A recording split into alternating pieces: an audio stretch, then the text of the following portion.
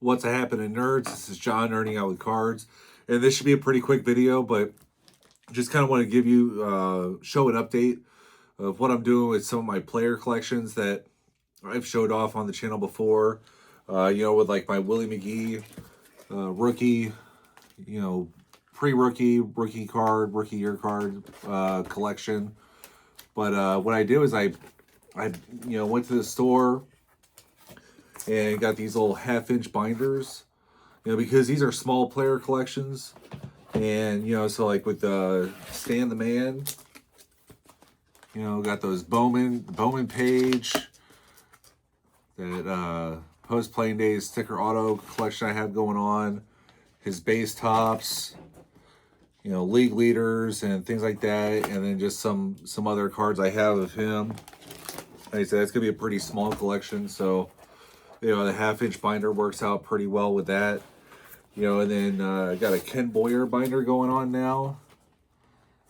So, the cards in the one-touches and a graded card.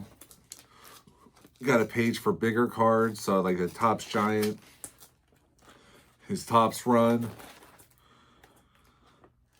through 65, league leaders, all-stars, postseason cards. We got a page for the food issue cards, the foreign issue cards, and then some like post-playing days cards. But all that looks to work out pretty well. Like I said, I could have gotten like a bigger binder, but one of the things is these pages with the one touches are really kind of thick. I don't want to put them,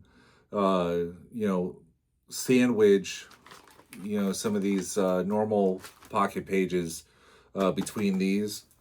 So with that being said, it was just like, well, I could find a small binder like this and, just have a small binder per player collection. I still got to get one for Red Shandies. I still got to get, like, how do I want to do it with my collection scopes of like Lou Brock and Bob Gibson, because they're more like the league leaders, postseason highlights, record breaker cards that I'm collecting for them. So, there's not going to be any graded stuff. There's not going to be any one-touch stuff, I don't think.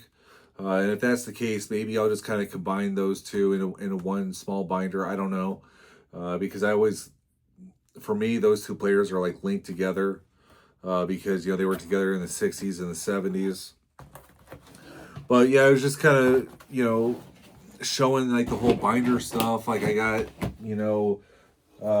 obviously the Aussie binders that you've seen before.